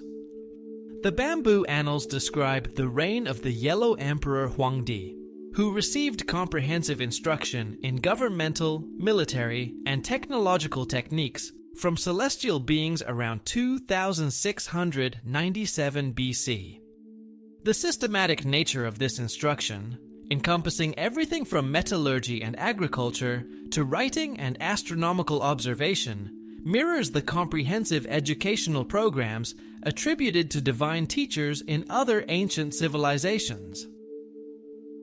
The Chinese understanding of the mandate of heaven incorporated principles nearly identical to Mesopotamian concepts of divine authorization for earthly rulership, creating governmental systems that claimed supernatural authority while maintaining practical administrative efficiency. The technological achievements of early Chinese civilization include metallurgical techniques, astronomical instruments, and engineering capabilities that appear suddenly in the archaeological record without clear developmental predecessors. The bronzework techniques evident in Shang Dynasty artifacts demonstrate mastery of complex alloy formulations and casting methods that required systematic understanding of material science and chemical principles. The consistency of these techniques across different geographical regions indicates systematic knowledge transmission through established educational networks rather than independent local innovation. The Mesoamerican civilizations present additional evidence for coordinated patterns of divine instruction and technological transmission.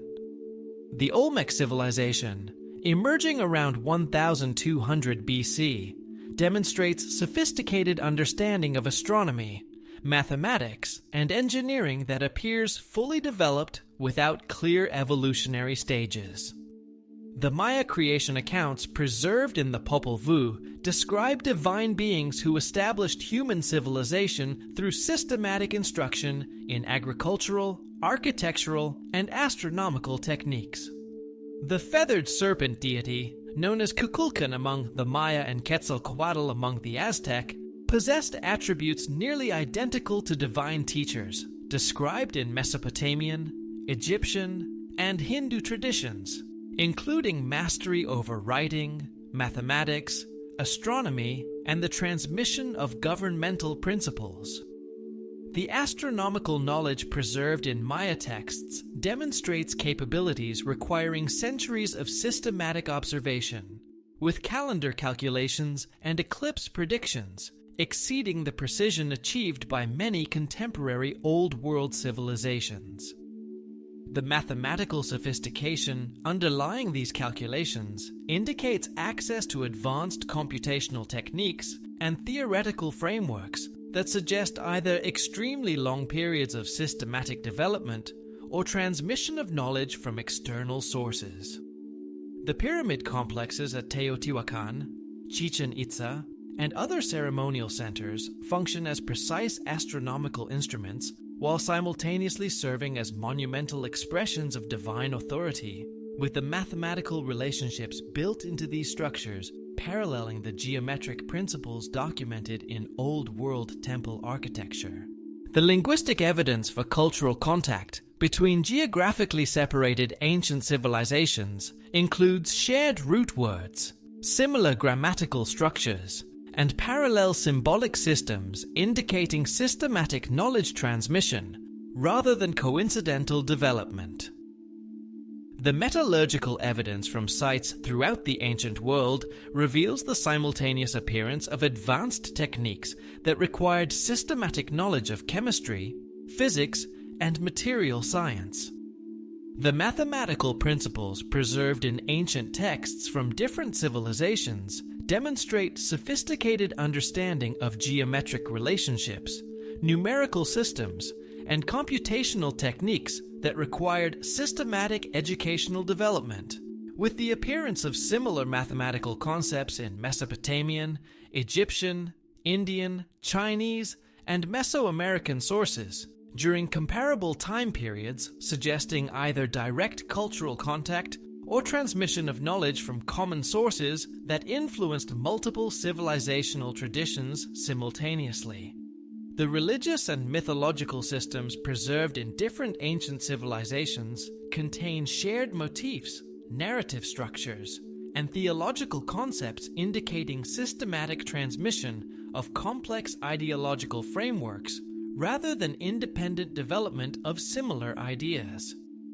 The consistency of these shared elements across geographically separated cultures suggests either direct cultural contact or preservation of common historical memories that influence the development of multiple civilizational traditions.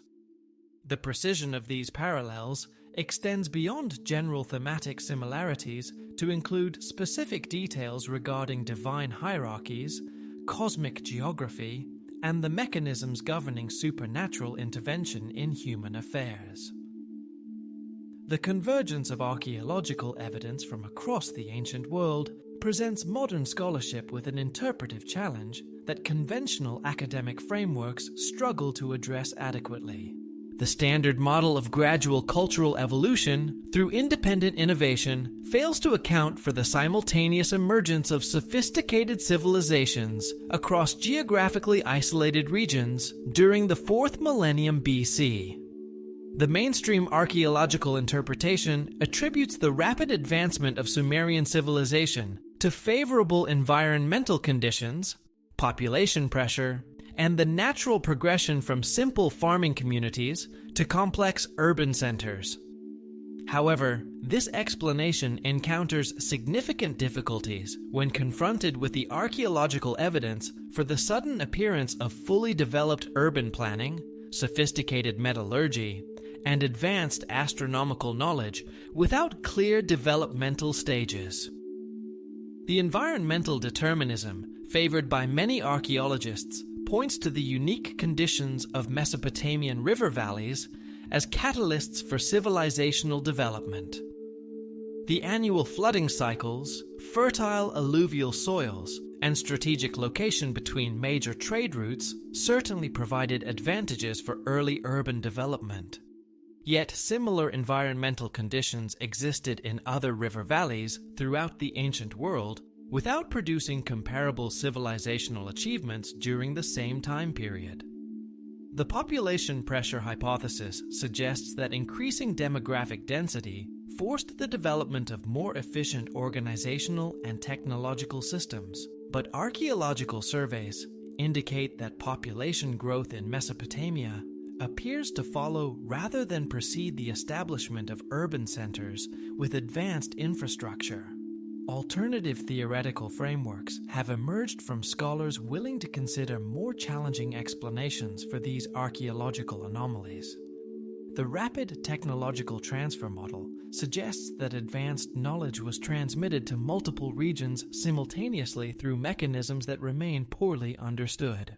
Astronomical catastrophism represents another framework attempting to account for the environmental and cultural disruptions documented in both geological and archaeological records, pointing to evidence for cosmic impacts, solar fluctuations, and geomagnetic reversals as potential triggers for rapid climate change and forced adaptive responses.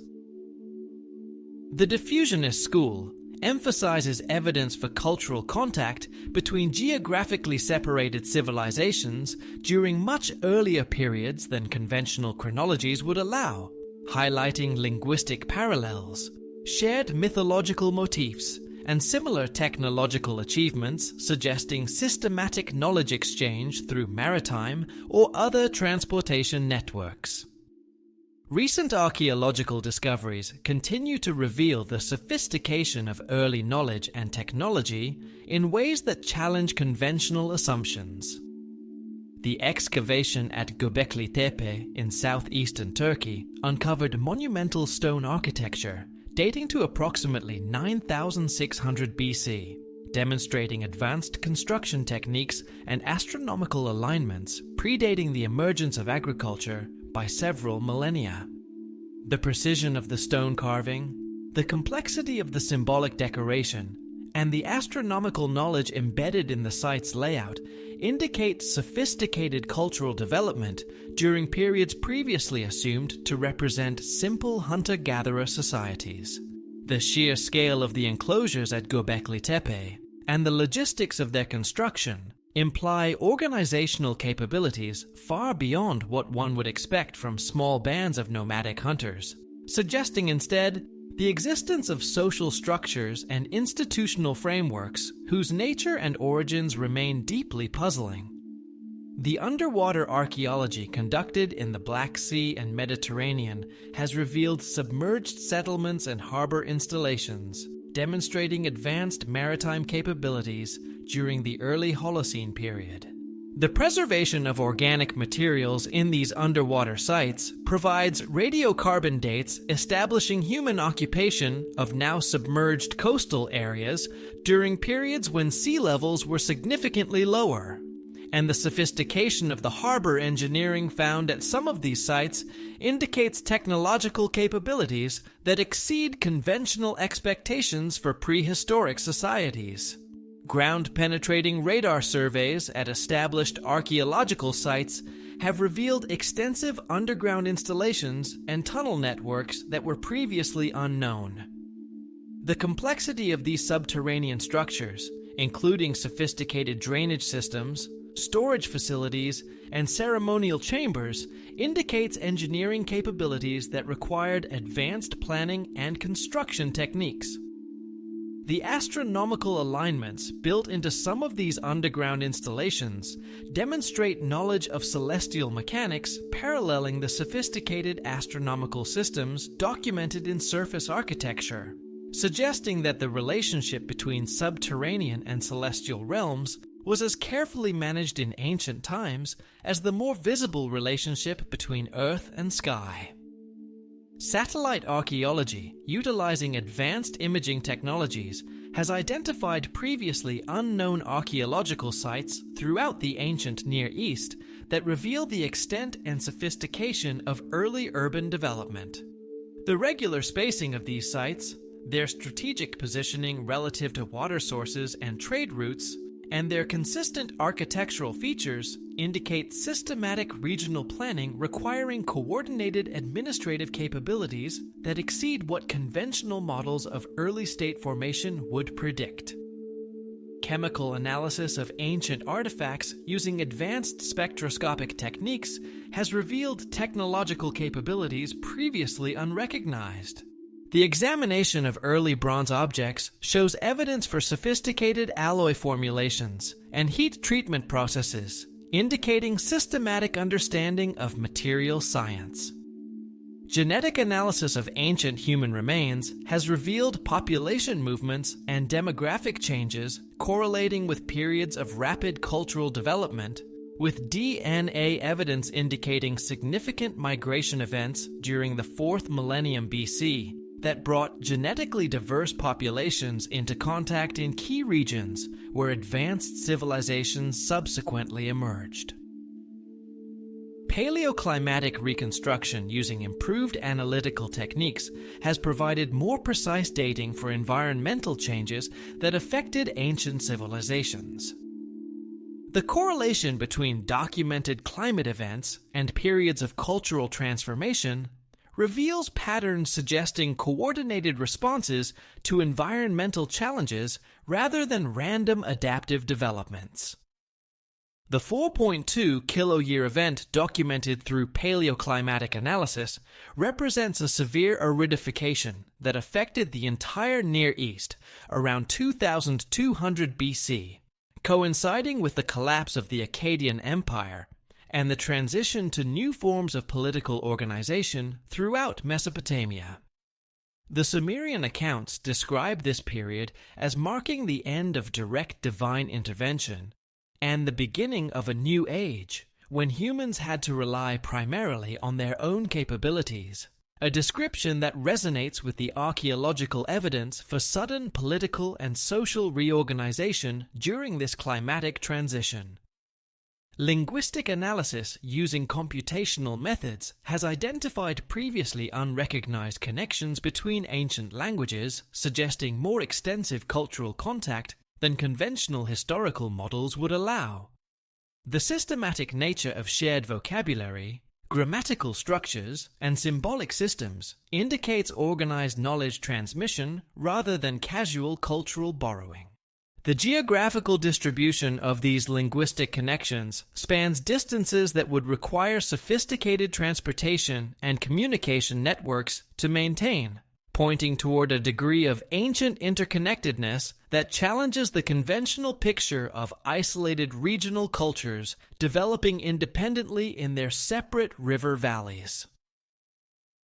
The implications of these ongoing discoveries for understanding human development extend far beyond simple revision of chronological frameworks or technological capabilities. The evidence suggests that human civilization developed through processes that differ fundamentally from the gradual accumulation of knowledge and skills that conventional evolutionary models propose. The systematic nature of early technological achievements, their coordinated appearance across multiple regions, and their sophisticated integration into complex organizational systems indicate access to advanced knowledge sources that remain poorly understood.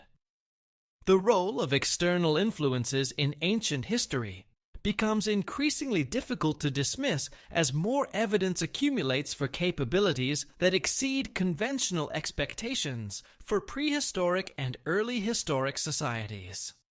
The precision of astronomical observations, the sophistication of engineering techniques, and the complexity of organizational systems documented in early civilizations indicate either extremely rapid independent development or transmission of knowledge from sources not yet identified in the archaeological record. The preservation of detailed accounts describing divine instruction and supernatural knowledge transmission in multiple ancient textual traditions suggest that these narratives may contain historical information rather than purely mythological content. The technological capabilities attributed to divine teachers in ancient texts increasingly correspond to archaeological evidence for advanced engineering, astronomical observation, and organizational systems that appear suddenly in the historical record.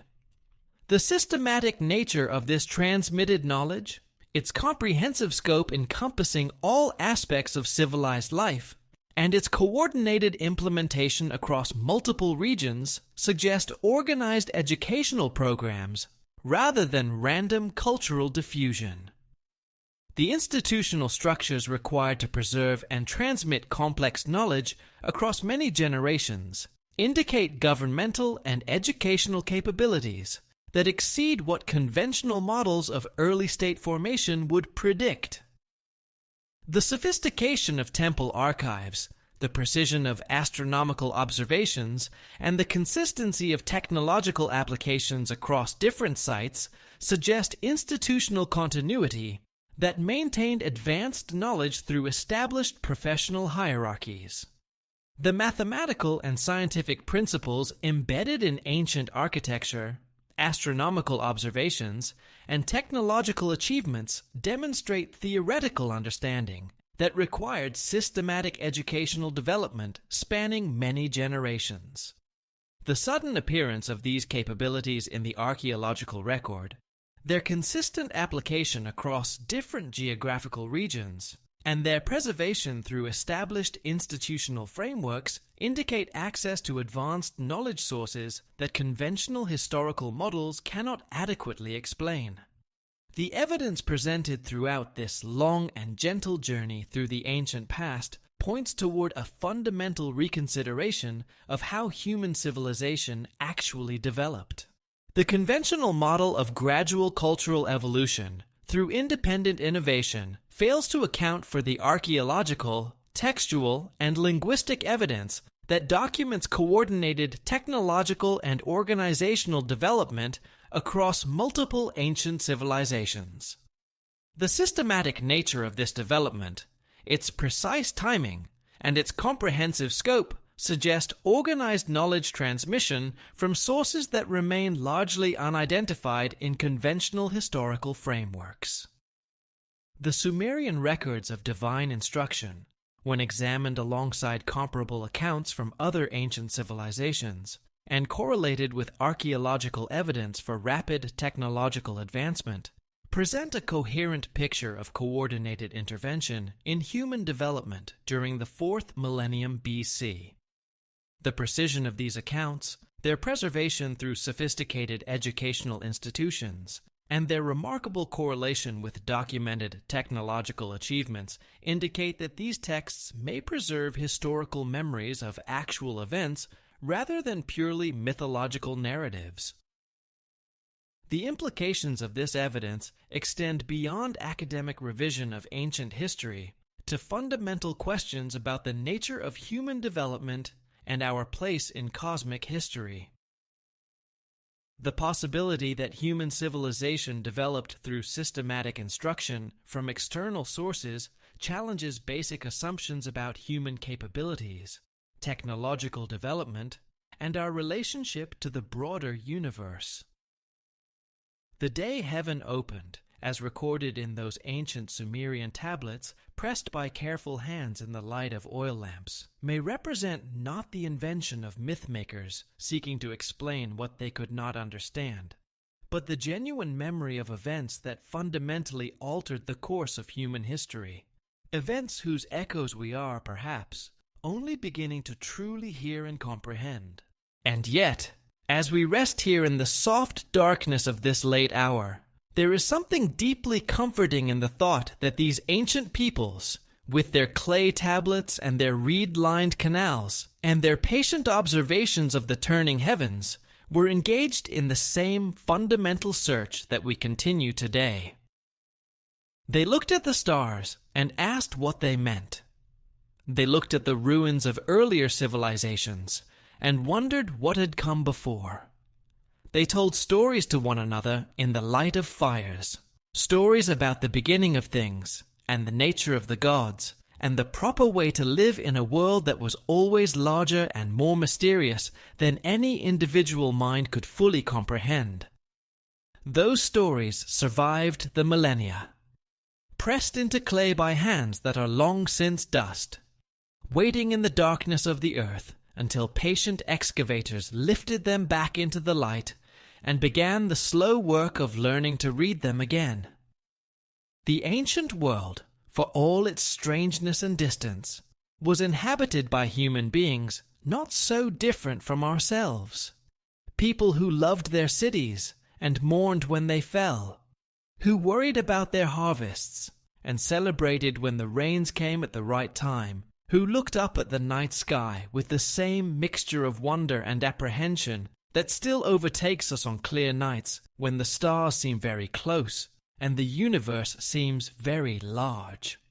Their wisdom, whatever its ultimate source, has come down to us across the vast gulf of time, changed and fragmented, but still recognizable, still carrying within it the marks of that earliest moment when human beings first began to ask the questions that have never yet been fully answered.